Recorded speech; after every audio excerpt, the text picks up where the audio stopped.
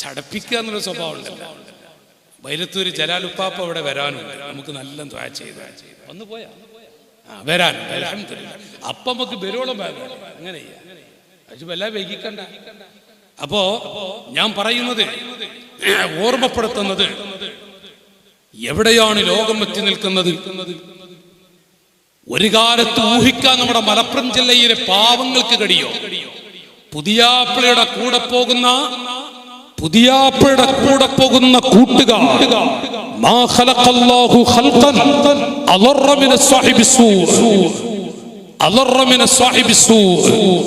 ചീത്ത കൂട്ടുകെട്ടിനേക്കാൾ വിടക്ക് പിടിച്ചത് എന്താണെന്നുള്ള ഒരു ചോദ്യം മഹാന്മാര് ചോദിക്കുന്നുണ്ട്.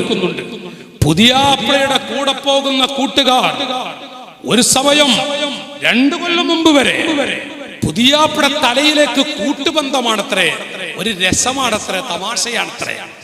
പുതിയാപ്പിള എന്ന് പറയുന്നത് ജീവിതത്തിന്റെ ആമുഖ ദിവസമാണ്, പുതുപ്പെണ്ണ് കല്യാണ ദിവസം. അന്ന് പുതിയാപ്പിള തലയിലേക്ക് ചളിവെള്ളമാണ് ഒഴിക്കുന്നതെങ്കിൽ ഇപ്പൊ അടുത്ത് കേൾക്കാൻ കഴിഞ്ഞു, പാട്ടയിൽ മൂത്രമൊഴിച്ചിട്ട് പുതിയാപ്പിള തലയിലേക്ക് ഒഴിക്കുന്നു. മലപ്പുറം ജില്ലയിൽ എവിടൊക്കെ ഉണ്ട് എന്ന് നമ്മൾ ഓർത്താൽ മതി. നഊദുബില്ലാ. മറ്റു മതക്കാര് പോലും നാണിച്ചിട്ട് മൂക്കത്ത് കൈവെക്കുകയാണ്, മാപ്പിള മക്കൾ എന്ന് പറയുകയാണ്. റസൂലുള്ളാഹിന്റെ മനസ്സിലെ വേദന എന്റെ കുട്ടികൾ എത്രയുണ്ടാവും, തങ്ങളുടെ മനസ്സിലെ പ്രയാസം. മാത്രമല്ല, ക്ലോസറ്റ് രൂപത്തിലുള്ള പാത്രത്തിൽ പുതിയാപ്പിളയും പുതുപ്പെണ്ണും ഭക്ഷണം കഴിക്കുന്നത്.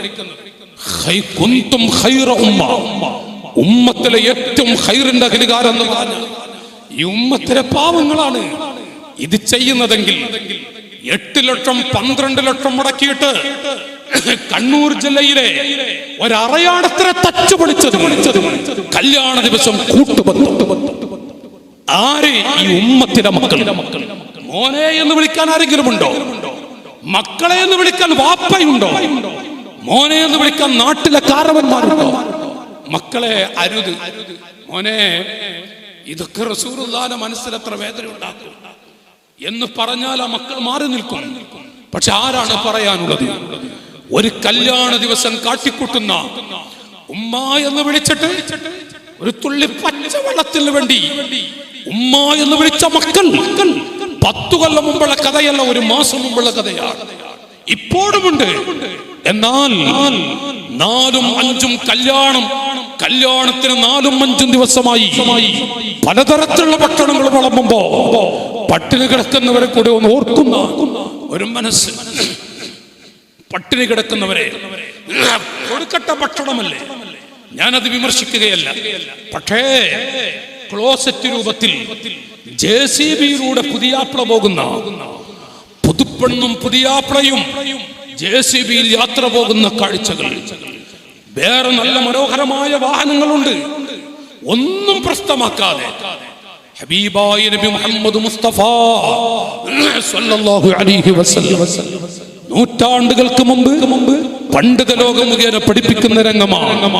നമ്മുടെ കുട്ടികളെങ്ങാനും ഇതുപോലെയുള്ളൊരവസ്ഥ വന്നുപോയാൽ യാ റബ്ബനാ ഖുദ് ലനാ ബിഹഖ്ദിനാ, പടച്ചവനെ പണത്തിന്റെ പ്രസരിപ്പ് കൊണ്ട് പലതും ചെയ്തു പോയി, പറഞ്ഞു പോയി. പക്ഷേ എന്റെ വാപ്പ എടാ അരുതി എന്ന് പറഞ്ഞിരുന്നുവെങ്കിൽ, എന്റെ നാട്ടിലുള്ള ഉമറാക്കൾ മക്കളെ എന്ന് വിളിച്ചിരുന്നുവെങ്കിൽ ഞാൻ അങ്ങനെ ഇറങ്ങുമായിരുന്നില്ല. നോക്കു നിങ്ങൾ, ഇപ്പോ എല്ലാ സ്നേഹവും പോയിക്കൊണ്ടിരിക്കുകയാണ്, കൃപ പോയിക്കൊണ്ടിരിക്കുകയാണ്. മദ്രസയുടെ കീഴിൽ നടക്കുന്ന ഒരു പരിപാടി അതുകൊണ്ട് ഞാൻ 1-2 കാര്യങ്ങൾ സൂചിപ്പിക്കുകയാണ്. മഹബത്ത് കൃപ 18 വയസ്സ് തികയാൻ 2 ആഴ്ചയെ ബാക്കിയുള്ളൂ. പുറത്തെ ജില്ലയല്ല, നമ്മുടെ ജില്ലയാ, നമ്മുടെ മലപ്പുറം ജില്ലയാ. 2 ആഴ്ച ബാക്കിയുണ്ട് 18 വയസ്സ് തികയാൻ ഒരു പെൺകുട്ടിക്ക്. ആ പെൺകുട്ടി ഇപ്പോഴത്തെ കഥകൾ നിങ്ങൾക്കറിയോ? 23 വയസ്സ് കഴിഞ്ഞ പെൺകുട്ടിക്ക് കല്യാണം വെച്ചു, എല്ലാം ഉറപ്പ്, കല്യാണങ്ങളൊക്കെ പറഞ്ഞു, വിവരങ്ങളൊക്കെ അറിയിക്കുന്നു. എന്താ സഹോദരങ്ങൾ, ആരോട് പറയാൻ? പക്ഷേ പെട്ടെന്ന് പെൺകുട്ടി എനിക്ക് കല്യാണം വേണ്ട, ഞാനിപ്പോ കല്യാണം ആഗ്രഹിക്കുന്നില്ല, നാളെ കല്യാണമാണ്, ഇന്ന് രാത്രി ഞായറാഴ്ച കല്യാണമാണ് എങ്കിൽ ശനിയാഴ്ച രാത്രി 8:30 മണിക്ക് പെൺകുട്ടി മറ്റൊരുത്തന്റെ കൂടെ ചാടിപ്പോയി. നമ്മുടെ ജില്ലയിലെ കഥയാണ്. നടന്നൊരു വാക്യാത്ത്, സ്ഥലമൊന്നും പറയേണ്ടതില്ല. നെടുവീർപ്പിടുന്ന ഉപ്പ, പള്ളിയിലെ ഉസ്താദ് കുറച്ച് പക്വത കാണിച്ചത് കൊണ്ട് ഒരു ദിവസം മനുഷ്യൻ അങ്ങനെ. എന്താണ് ഉസ്താദിന്റെ ആ വാപ്പയുടെ വേദന? നാളെ കല്യാണം, ഇന്ന് ആളുകൾ ഭക്ഷണം കടിച്ചു പോകുന്നു. 8:30 മണിക്ക് ചാടിപ്പോക പെൺകുട്ടി. ഉസ്താദേ, നാളെ നിക്കാഹ് നടക്കുമ്പോ അപ്പൊ പള്ളിയത്തെ ഉസ്താദ്, അജരങ്ങളതൊന്നും പറയണ്ട, അതൊക്കെ ഞങ്ങൾ നോക്കും. ആ ഉസ്താദ് ഇടപെട്ടു, ഞങ്ങൾ ശ്രദ്ധിക്കും. നേരം വെളുത്തു, ആയിരങ്ങൾ, വലിയ കല്യാണം. എനിക്ക് പരിചയമുള്ള രാജ്യമാണ്, വലിയ കല്യാണമാണ്. എല്ലാവരും ഭക്ഷണം കഴിച്ചു പോകുമ്പോ ഈ സാധുവിന്റെ വേദന. അന്ന് വൈകുന്നേരം ആ മനുഷ്യൻ മരിച്ചു, അറ്റാക്ക് മരണമാണ്. പക്ഷെ എന്താണ് സ്ഥിതി? 18 വയസ്സ് തികയുന്നതിന് മുമ്പ് വാശി പിടിച്ചു പെൺകുട്ടി കല്യാണം കഴിച്ചു കൊടുക്കാം. മോളെ, 2 ആഴ്ച കൂടെ കഴിഞ്ഞാൽ 18 വയസ്സ് തികയും, എന്നിട്ട് പോരെ, ഞാൻ ചാടിപ്പോകും. നമ്മുടെ അയ്യായ ഭാഗത്തൊക്കെ ചാടിപ്പോകുന്നത് കേട്ടിട്ടില്ല. ഒന്ന് മൂളിയാ നിങ്ങൾ ഇവിടുത്തെ ആരെനിക്കറിയും.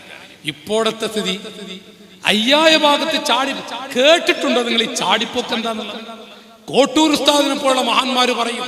മുമ്പ് ഉസ്താദൊക്കെ പറയുന്നു, അസ്രായീലിന്റെ വരവും ഓട്ടോറിക്ഷയുടെ തിരിക്കഴപ്പഴാ പറയാൻ പറ്റില്ല എന്ന് വാക്ക്. ഓട്ടോറിക്ഷ ഡ്രൈവർമാർ ഇവിടെ ഉണ്ടാ, നിങ്ങളൊന്ന് വെറുപ്പ് വിചാരിക്കരുതിട്ടാ. തിരിക്കുമ്പോ എന്തായാലും നിങ്ങൾ ശ്രദ്ധിച്ചാളി.